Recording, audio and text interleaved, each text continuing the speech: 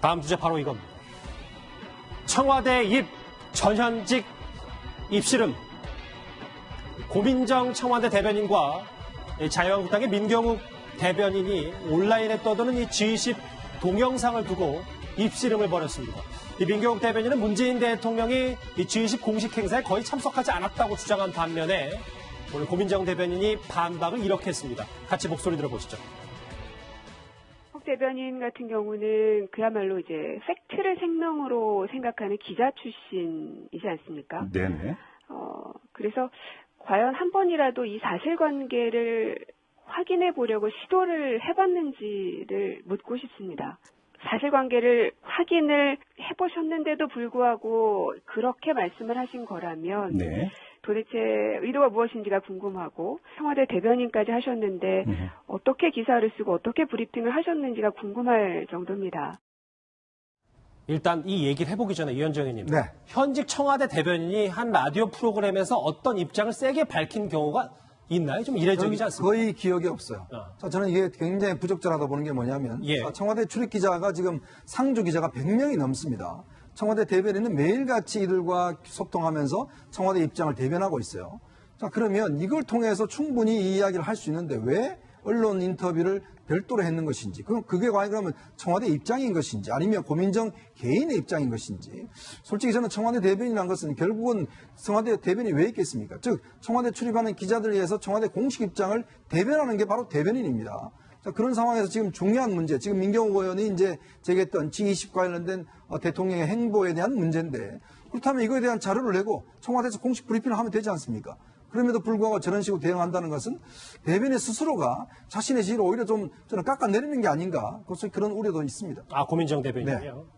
격돌 내용은 이렇습니다. 그러니까 G20 회의 때 대통령이 뭘 했는지 1분 단위로 밝히라는 이 민경욱 대변인의 얘기에 민경욱 대변인이 그동안 KBS에서 어떻게 기사 쓰고 브리핑했는지 궁금하다라는 답변입니다. 근데 두 사람이 원래 KBS 같은 방송사 출신이잖아요? 예. 뭐 같은 방송사 출신이지만 지금의 위치는 그야말로 창과 방패, 가장 최전선에 서 있는 두 사람이죠. 근데 이제 우리 이현정 의원님 잘 말씀해 주신 것처럼 고민정 대변인이 처음에 굉장히 스스로 자제하면서 브리핑을 잘 했는데 조금 요새 와가지고 약간 업된 약간 그런 게 있는 것 같아요. 그래서 좀 자중해야 되는 게 맞는 것 같고요. 예. 그렇지만 민경욱 대변인께서도 저는 마찬가지라고 생각합니다.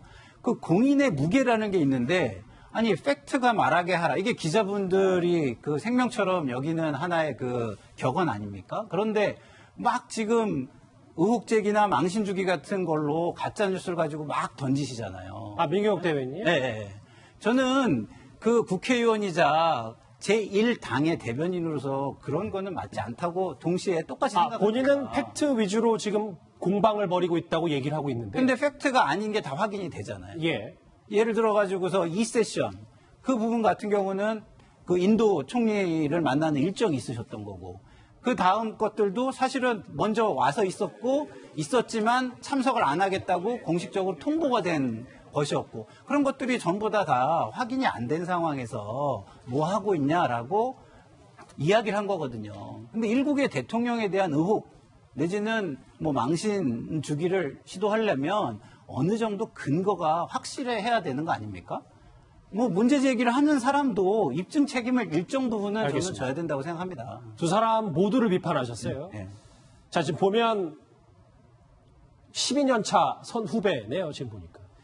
자, 고민정 청와대 대변인의 비판에 민경욱 자유한국당 대변인의 입장은 어떤지 저희 뉴스탑10 제작진이 직접 전화를 해봤습니다. 같이 목소리 들어보시죠. 인터뷰의 핵심도 파악하지 못했고 다음에 진행자의 질문을 파악하지 못했어요. 용기는 가상하나 그 앞뒤를 따지면서 얘기하는 그런 훈련을 좀 했으면 좋겠다. 팩트를 얘기를 하려면 팩트를 한두 개라도 얘기를 해야죠. 그렇게 해서 1호 기자들을 만족시킬 수 있겠어요?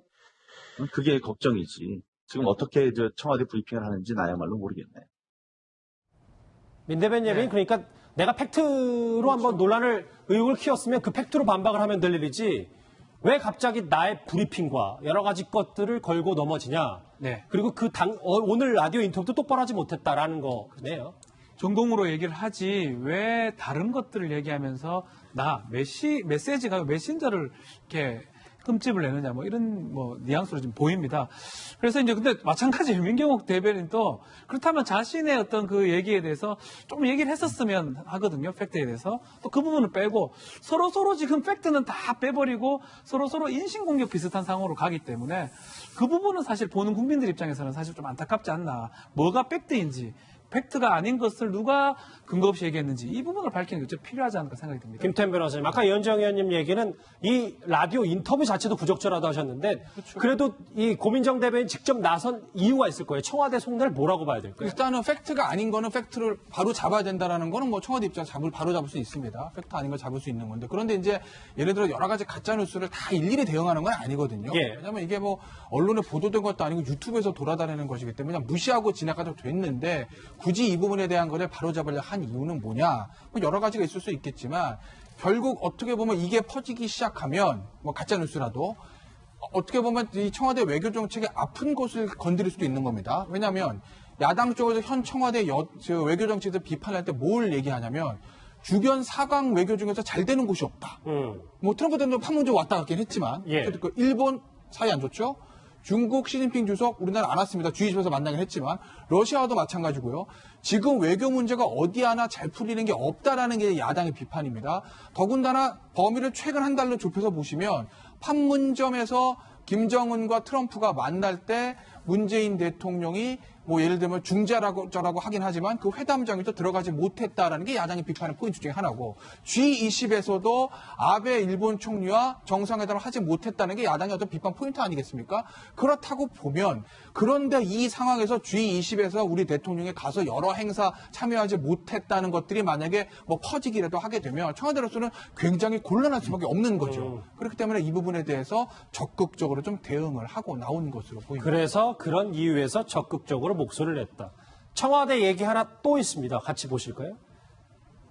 조국 수석이 그러니까 법무부 장관의 확정이 되거나 임명이 되기 전에 본인 해명글을 길게 올렸어요. 물론 뭐 공식적으로 올린 건 아닙니다만 이현정 의원님, 저희가 이걸 어떻게 받아들여야 될까요? 그러니까 이제 지금 조국 수석 같은 경우는 이제 그 학교 대학에 뭐 이 관련된 문제, 또 아들의 학폭 피해 문제, 또 이 뭐 선친 문제 등등 여러 가지 이제 의혹들이 그동안 있어 왔거든요. 예. 근데 그런 문제와 관련해서 이제 여당 의원들한테 이걸 SNS를 통해 자기 해명을 장문의 해석을 이제 보낸 거예요. 이제 그게 이제 공개가 됐는데, 자, 지금 민정수석이 하는 일이 바로 이제 검증 아니겠습니까?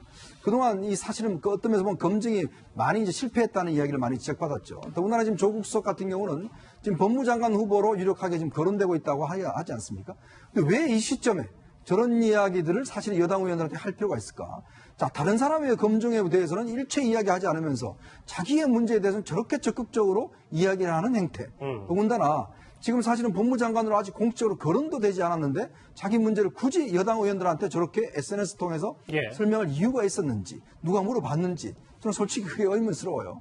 자, 그러면 다른 사람의 검증 떨어진 거에 대해 저렇게 적극적으로 좀 설명하지. 자기와 직무와 관련된 문제, 자기의 문제를 정확히 이야기를 하면서 어떻게 자기의 직무와 관련된 문제에 대해서는 일체 이야기가 없는 것인지. 그리고 지금 뭐 자꾸 이제 법무장관을 기정사실로 하는 것 같은데 저는 그 자체도 부적절하다고 봅니다만은 그러니까 이 시점에서 저런 방식으로 여당 의원들한테 하는 행태 자체가 저는 굉장히 부적절하다고 봅니다. 그렇죠. 어쨌든 계속 뭐 좋은 거든 나쁜 거든 이슈의 중심에 서 있는 청와대 사람들 얘기 여기까지 정리를 해 보겠습니다. 다음 주제 넘어가 볼 텐데요. 이 뉴스 오늘 가장 뜨거운 이슈의 가운데 하나가 아닌가 싶습니다. 주제 같이 확인해 보시죠.